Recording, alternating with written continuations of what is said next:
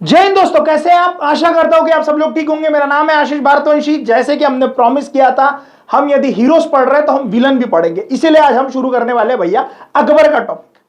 अकबर ने इतना बड़ा साम्राज्य बनाया, उसको खैरात में नहीं मिला था। हुमायूं जब वहां गया, हुमायूं के मरने के बाद, बहुत जल्दी हुमायूं मरा, उसके बाद उसने साम्राज्य बनाया। वो मेवाड़ नहीं जीत पाए, लेकिन उसने साम्राज्य बनाया। इसीलिए जब आप अपने हीरो की तारीफ करते हैं तो विलन की भी तारीफ करना सीखो कि विलन भी कितने डेंजरस रहे होंगे। ये बहुत जरूरी है। यदि आप चाहते हो कि भैया अपना चैनल अच्छा हो तो भैया कमेंट, लाइक और शेयर जरूर कर देना। तुम लाइक नहीं करते हो यार, कमेंट करो, भर भर के कमेंट करो। तो भैया हम अकबर शुरू कर रहे हैं। अकबर की जिंदगी 3 हिस्सों में डिवाइडेड है। 26 साल तक जब तक वो जिहादी था, 26 साल से 40 साल तक जब वो बहुत सेकुलर हुआ, और 40 साल के बाद जब वो नार्सिस्ट हुआ कि भैया मैं अपना धर्म बनाऊंगा, बोले दीने इलाही, मैं बनूंगा बोले पैगंबर, वो चाहता था। अब एक रील बहुत वायरल होती है, तो हम अकबर के बचपन से ही देख रहे हैं कि हमारा पहला टॉपिक है भैया अकबर अनपढ़ क्यों रहा, और अकबर अनपढ़ रहा इसके कुछ फायदे हुए क्या। बहुत फायदे हुए, मैं तुमको समझाऊंगा। इसीलिए दुश्मन की जिंदगी कैसे रही, उससे क्या हो सकता है, समझो। अकबर का जन्म अमरकोट में हुआ। उसके पिताजी हुमायूं ही थे। वो एक रील चलती है कि भैया अकबर का बाप कौन था। अरे भैया ऐसा नहीं होता है यार। तुमने एक तो बोला कि चौसा के युद्ध के बाद वो बोले वो भागा, बोले कौन, हुमायूं। हुमायूं चौसा के युद्ध के बाद नहीं भागा, हुमायूं कनौज के युद्ध के बाद भागा है 1540 में। चौसा का युद्ध 1539 में हुआ है।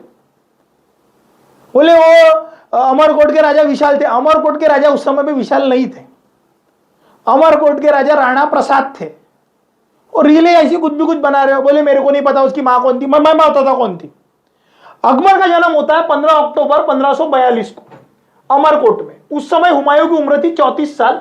हमीदा बानो बेगम की उम्र थी भैया 15 साल। 15 साल की लड़की से शादी किया था।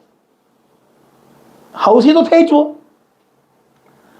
1540 में कनौज का युद्ध होता है। पहले चौसा का हुआ, उसके 1 साल बाद कनौज का युद्ध हुआ। चौसा का युद्ध ये बिहार के उधर वाले सेक्शन में होता है, बिहार और बंगाल वाले सेक्शन में। कनौज का युद्ध नीचे होता है, अगर ऐसे थोड़ा नीचे सरक के जाओगे उधर में हुआ है। वो देख लेना मैप एक बार। अब मेरे पास मैप्स अवेलेबल नहीं रहते यार, वो हिस्टोरिकल वाले, नहीं तो मैं दिखा दिया रहता तुमको। ये बात अलग है, मेरे जान पे आती है। हाँ, मैं क्या बोल रहा था। हाँ, तो भैया 1540 में कनौज का युद्ध हुआ। और कनौज के युद्ध में जब हुमायूं हारा तो हुमायूं भैया फर भरा के भागा दिल्ली की तरफ। पहले आगरा गया, आगरा से भागा दिल्ली की तरफ। अब जब वो दिल्ली की तरफ भाग रहा था, उसको समझा कि भैया दिल्ली भी मेरे हाथ से गई है। जाते जाते एक जगह पे रुका। रुकने के बाद वहां पे गंगा में नहा रहा था। नहाते नहाते वो डूबा। डूबते डूबते शमशुद्दीन अफगा नाम के एक व्यक्ति ने उसको बचाया। शमशुद्दीन अफगा कौन है? शमशुद्दीन अफगा आगे पढ़ेंगे हम, अभी जस्ट पढ़ेंगे। बहुत इंपॉर्टेंट कैरेक्टर है, क्योंकि अकबर इसी के सहारे जिंदा रहा है कुछ सालों तक। तो भैया उसने बचाया, इसको लेके गया दिल्ली। बोले अब दिल्ली भी इसके हाथ से जाने वाली थी, क्योंकि आक्रमण होने वाला था दिल्ली पे। ये बहुत सी चीजें हार चुका था। तो उसको वहां पे जाके इसने बोला, तू आज से बोले खानों में खान साहब है। बोले उसको खान की डिग्री दे दी। खान डिग्री है, बोले तू खान। बोले ठीक है, ओके डन। तो भैया इसको पता था आक्रमण होने वाला है। तो भैया ये निकला दिल्ली से। दिल्ली से लगाया भैया लाहौर। अब जब ये लाहौर गया तो इन्होंने बुलाई भैया मुगल मीट। बोले सब मुगलों को फोन लगाओ, बोले आओ तू भी आ, तू भी आ। हुमायूं के 3 सौतेले भाई थे। एक का नाम था कामरान, दूसरा नाम था अस्करी, और तीसरे का नाम था हिंदाल। हिंदाल, अस्करी, कामरान, तीनों का बहुत इंपॉर्टेंट रोल है, याद रखना। 3 सौतेले भाई, और बाकी के भी कजिन वजिन सब आए थे। तू भी आया, तू भी आया, तू सब आए थे। अब इन सभी को मिर्जा बोला जाता था। मिर्जा मिर्जा बोले तो राजपुत्र। जो राजा का बेटा था, जो राजपुत्र था, उसे मिर्जा बोला जाता था। मिर्जा टाइटल मुगलों ने बहुत लोगों को दिया बाद में। तो ये पड़ा मिर्जा। तो इनका नाम ऐसे ही आता था भैया कि मिर्जा। जैसे कि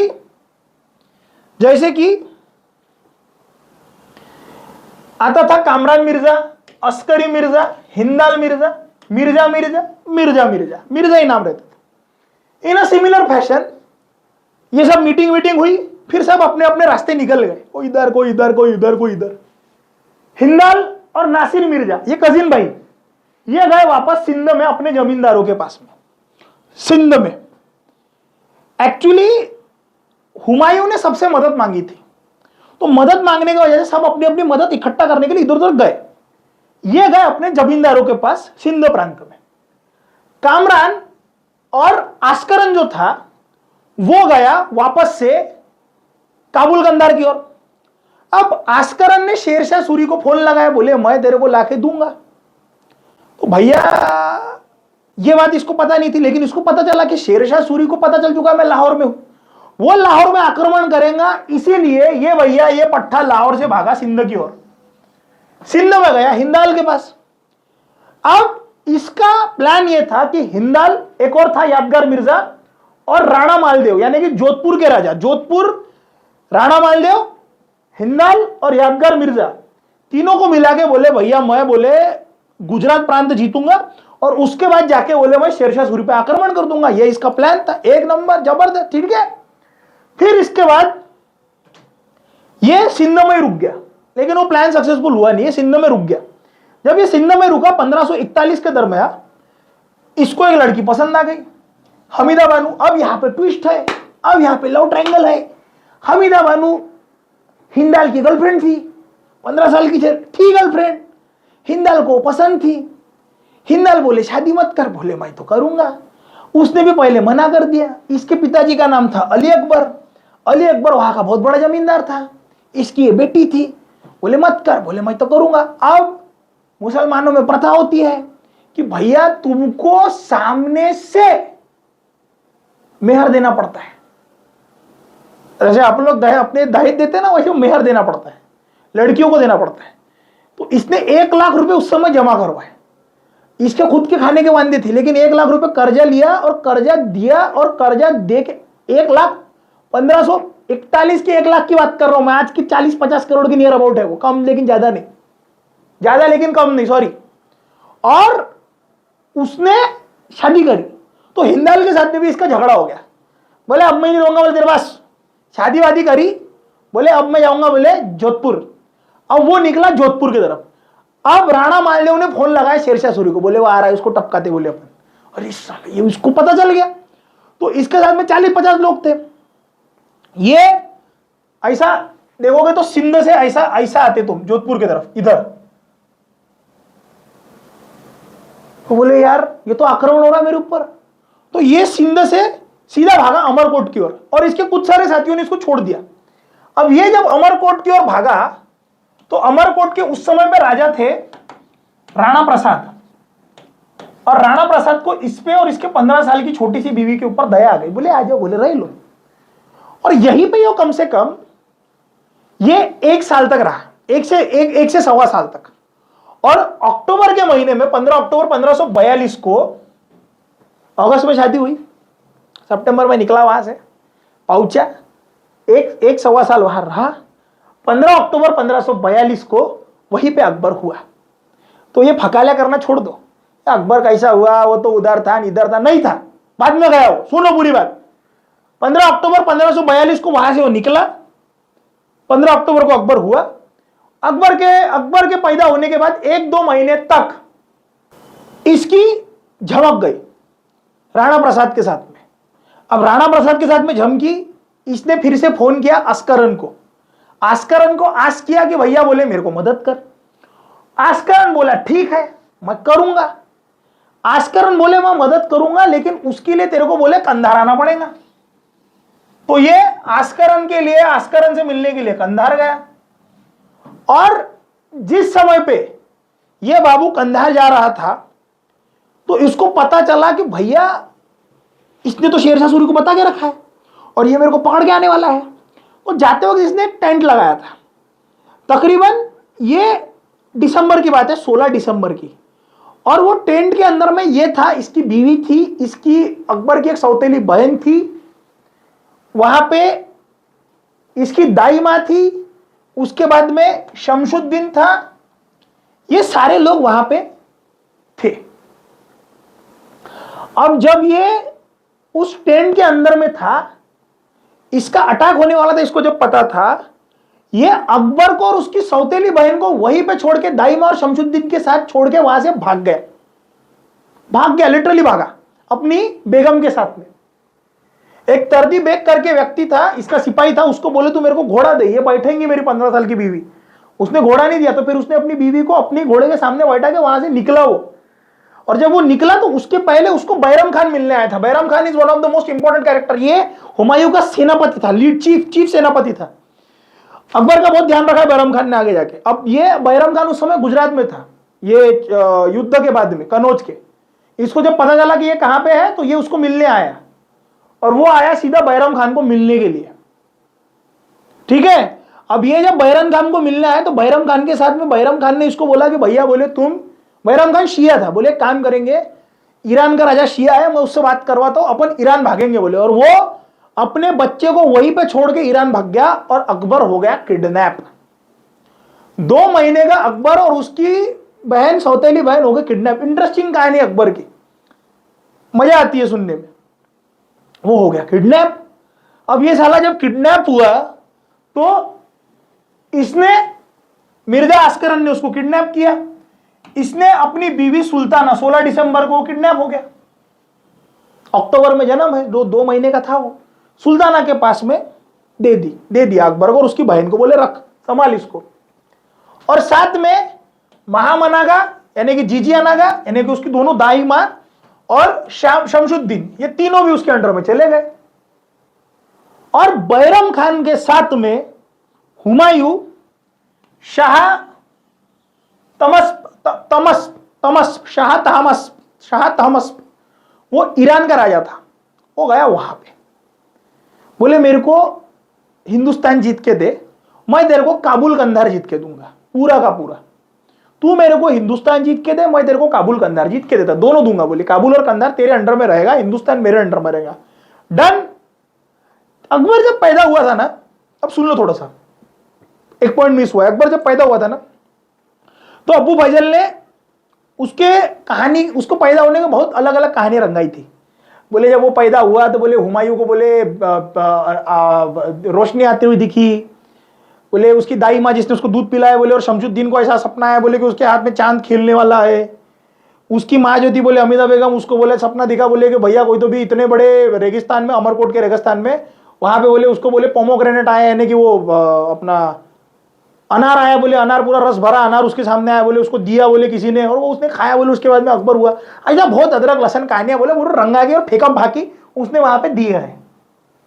बोले अकबर का जन्म दीन धर्म के लिए हुआ था। बोले उसने 4 पत्रिका बनवाई अकबर की, उसने टोलेमी का नाम लिया। टोलेमी मतलब सोचो, अबू फाजल ने टोलेमी का नाम लिया कि हमने जो पत्रिका बनाई वो टोलेमी के हिसाब से बना। टोलेमी बहुत बड़ा ग्रीक एस्ट्रोलॉजर हुआ। एक पत्रिका हिंदू महाराज ने बनाई, और चारों पत्रिका में ऐसा है कि भैया अकबर जोरदार है, अकबर में कुछ है ही नहीं। अब सबसे बड़ी बात, देखने वाली बात यह थी कि जो ज्योतिष्य हिंदू था उसने जब अकबर की एक पत्रिका बनाई और अकबर को जब दिखाई तो उसने उसमें राहु केतु ग्रह ही नहीं दिखाए। हो सकता है कि अकबर के राहु केतु बहुत डेंजरस पोजीशन में रहे होंगे, इसलिए उसने उनको दिखाई नहीं, बोले हाई नहीं, बोले राहु केतु नहीं है, बोले तुम्हारे इसमें दिखाई नहीं उसने। अब मिसप्लेस हुए या दिखाई नहीं पता नहीं, जानबूझ के नहीं दिखाए होंगे। अब इसके बाद में भैया ये पूरा अटैक करने के लिए निकले उसके ऊपर, बोले ठीक है अपन आक्रमण करेंगे। अब जब ये आक्रमण करने निकले, ये बात तकरीबन 1-1.5 साल बाद की है, डायरेक्ट पहले ही नहीं निकले, वहां रहा 1 साल 1.5 साल रहा। अबू फाजल ने बहुत रंगा रंगा के बताया कि भैया उसने बहुत अच्छे से खातिरदारी करी, ईरान के बादशाह ने बहुत खातिरदारी, वो उस पर लोन दे रहा था, वो करनी पड़ी। अब इसका भी वजन था, ये दिल्ली के तख्त पे बैठा था एक समय पे, तो था इसका थोड़ा बहुत, बाप की पहचान थी बाबर की। तो भैया हुआ ऐसा कि ये कंधार पे गए अस्करन पे अटैक करने के लिए। अस्करन ने इसको काबुल में शिफ्ट कर दिया, अस्करन ने इसको कंधार से काबुल में शिफ्ट कर दिया। और जब इसने इसको काबुल में शिफ्ट किया तो बाबर की बहन थी, यानी कि बुआ थी हुमायूं की, उसका नाम था खानजादा बेगम। अब ये सौतेले भाई, ये तो इसकी भी बुआ छुई, खानजादा बेगम के पास में इसको कर दिया शिफ्ट, बोले उधर भागो, अकबर को और उसकी बहन को कर दिया ट्रांसफर। और तकरीबन 21 मार्च 1545 को, 3 साल के बाद, पूरी सेना वेना इकट्ठा करके ये लोग कंधार काबुल पे आक्रमण करने के लिए आए। पहले कंधार पे घुसे आक्रमण करने, और ये तकरीबन इसने कामरान के पास, जो उस समय काबुल में था, काबुल में कामरान के पास में बुआ रहती थी, तो इसने बैरम खान को वहां पे भेजा अटैक करने से पहले कि भैया तू जा, बातें बातें करके आ, देख वो देता है कि अकबर को वापस समझौता कर। उसने अकबर को दिया ही नहीं। 3 सितंबर 1545 आस्करन सरेंडर कर दिया, हाथ खड़े कर दिए उसने, वो सरेंडर हो गया। अब कामरान की फट गई। अब बोले कामरान पे अटैक होगा। अब कामरान पे अटैक होने वाला था, तो कामरान ने क्या किया, कामरान ने किया सबको फोन। कामरान ने कॉल किया भैया हिंदल को, उसने फोन किया नासिर मिर्जा को, सबको कॉल किया, ठीक है, सुलेमान को। लेकिन यहां पे हो गई गड़बड़। हिंदल, सुलेमान और नासिर मिर्जा ये जो अब तक हुमायूं के अगेंस्ट में थे, हुमायूं ने जैसे ही कांधार जीता, क्योंकि अब उसको ईरानी फोर्स का बहुत सपोर्ट था, इसने हुमायूं को मदद करना शुरू कर दिया। कामरान पड़ गया अकेला, कामरान के पास में कोई ऑप्शन नहीं था। अब हुमायूं ने कंधार रख लिया।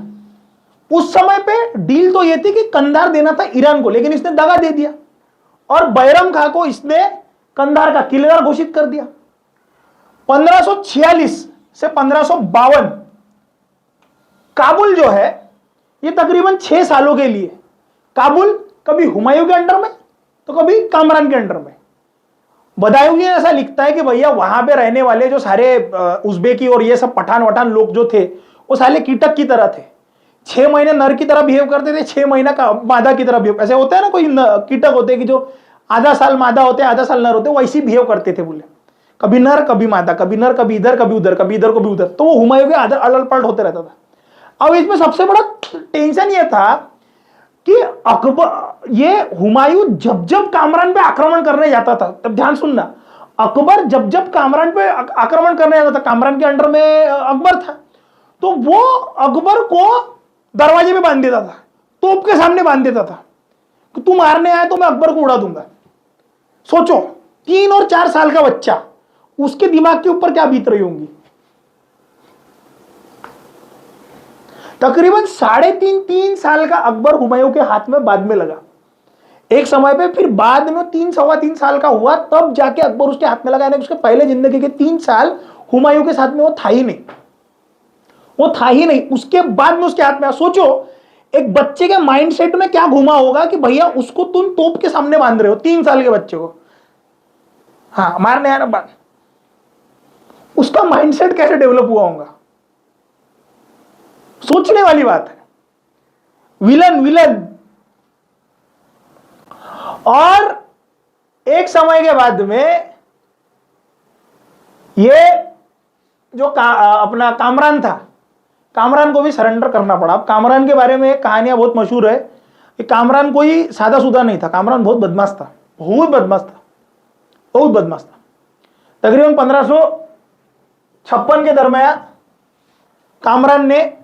कामरान पकड़ा गया। और कामरान इतना आरामी था कि जब ये दुश्मनों की औरतों को पकड़ता था, देखो तुम्हें अगर लग रहा होगा कि तुम्हें अगर देखना है कि भैया ये आक्रांता लोग किस तरह से सजा देते थे, तो आक्रांता करके एक सीरीज है मेरी, वो जाके देखना। हुमायूं के लोगों को पकड़ने के बाद ये लिटरली उनके पेनिस को काट डालता था, औरतों को पकड़ के उनके ब्रेस्ट काटता था, ऐसा टांग देता था, बच्चों के कान मुंह सब काट डालता था। अकबर को हाथ नहीं लगा क्योंकि अकबर को ये शील्ड की तरह इस्तेमाल कर रहा था। अब अकबर अनपढ़ क्यों रहा समझो। अब मुसलमानों में एक नियम होता है कि भैया 4 साल 4 महीना चौथे दिन उनका पवित्र दिन माना जाता है, उस दिन उनकी पढ़ाई शुरू होती है। अब उनकी उस दिन जब पढ़ाई शुरू होती है तो भैया हुमायूं सब इधर उधर चक्करों में ही था, लेकिन फिर भी उसने मुल्ला असमुद्दीन इब्राहिम इसको अकबर की पढ़ाई के लिए अपॉइंट किया। बोले तुम इसको पढ़ाओ। अब जब 4 साल चौथा महीना और चौथेवें दिन जब अकबर की पढ़ाई शुरू होने वाली थी, यह पट्टा कबूतर उड़ाने के कंपटीशन में गया था। अकबर अनपढ़ क्यों रहा? क्योंकि जिस दिन उसकी पढ़ाई शुरू होने वाली थी, उसके जो टीचर थे, क्या था, मुल्लाजादा मुल्ला असमुद्दीन इब्राहिम, ये कबूतर उड़ाने की कंपटीशन में गया था। वो उसको पढ़ाने के लिए आया ही नहीं, और बाद में जब वो आया, उसने अकबर को भी कबूतर उड़ाने की आदत लगा दी। ये रियलिटी है, अबू फाजल ने लिख के रखी है। उसने उसको कबूतर उड़ाने की आदत लगाई। अकबर को इतना शौक लगा कबूतर उड़ाने का, उसने पूरे जमाने भरे से कबूतर अपने दिल्ली में ला के रखे। ये रियलिटी है। बाद में भी उसका एक फेवरेट कबूतर था, उसका नाम था मसक अली, और इस कबूतर उड़ाने के वो जो टेक्निक है, उसको उसने नाम दिया भैया इशकबाजी। बोले कबूतर उड़ाएंगे, इशकबाजी करेंगे। और कबूतरों का एक जोड़ा था उसके पास में, उसको उसने नाम दिया था इशकजादे। ये रियलिटी है, ये अबू फाजल ने लिख के रखा है। ठीक है, अब वो उसको पढ़ा नहीं पाया, उसने उसको कबूतर उड़ाने की आदत लगा दी। कबूतर उड़ाने के साथ साथ भैया इसको शिकार का भी शौक लग गया। कुत्तों के साथ में शिकार करेगा, ऊंट चलाएगा, तमाशे करेंगे, बोले हुंदड़ गया। फिर एक और आया मौलाना बुजीद, ये अच्छा था, ये सिखाने की कोशिश करा, लेकिन ये सीखा नहीं। तो इसने जाके कंप्लेंट करी हुमायूं के पास। हुमायूं बोले टीचर चेंज करो बोले। इसने बुलाया मौलाना अब्दुल कादिर को, लेकिन अकबर पढ़ा ही नहीं। वो बोले मैं उड़ाऊंगा कबूतर, हम करेंगे बोले इशकबाजी, और हम रहेंगे बोले इशकजादे। लेकिन इसका फायदा यह हुआ कि अकबर 26 साल की उम्र तक अपने मुस्लिम जितने भी उसके कोर्टियर्स थे उनके अंडर में पला बढ़ा। लेकिन फ्रॉम 26 उसने अपने डिसीजन जब खुद लेना शुरू किया, तो अकबर को यह समझा कि वो 3 साल का जो बच्चा था जिसको तुम तोप के सामने बांध रहे थे, अकबर को वो सब याद था। अकबर ने सुलह कर लिया है, बोले नहीं अब अटैक नहीं करेंगे।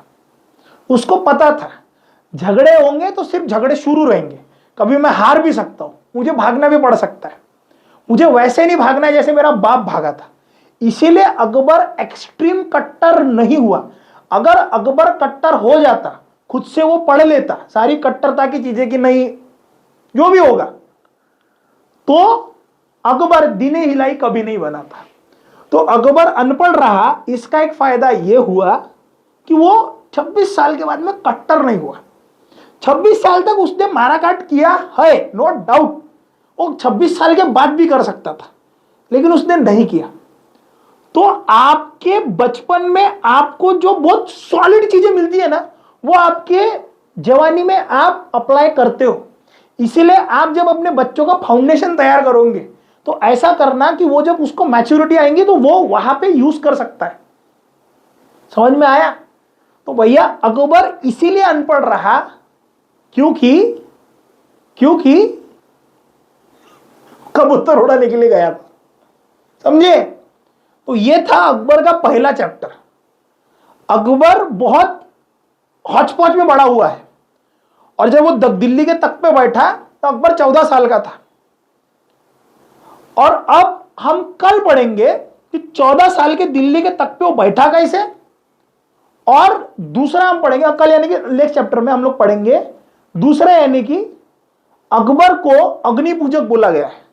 तो क्या अकबर अग्नि पूजक था, कैसे था, क्यों पढ़ा, ये पढ़ेंगे हम लोग अगले एपिसोड में। अगर एपिसोड अच्छा लगा होगा तो लाइक, कमेंट और शेयर तीनों करिए।